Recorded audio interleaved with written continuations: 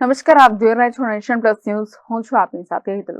જાફરાબાદના વઢેરા ગામે કુવામાં સિંહણ ખાબકી હોવાની ઘટના સામે આવી છે.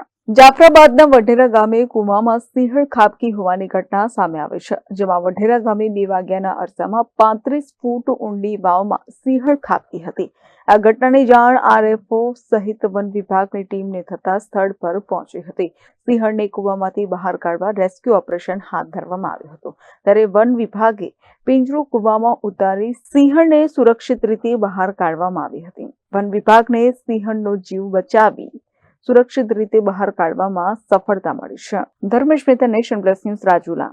સમાચારોના સતત અપડેટ મેળવવા માટે અમારી નેશન પ્લસ ન્યૂઝની યુટ્યુબ ચેનલને સબસ્ક્રાઇબ કરો, બેલ આઇકન દબાવો અને જોડાયેલા રહો ફેસબુક, ઇન્સ્ટાગ્રામ અને ટ્વિટર પર.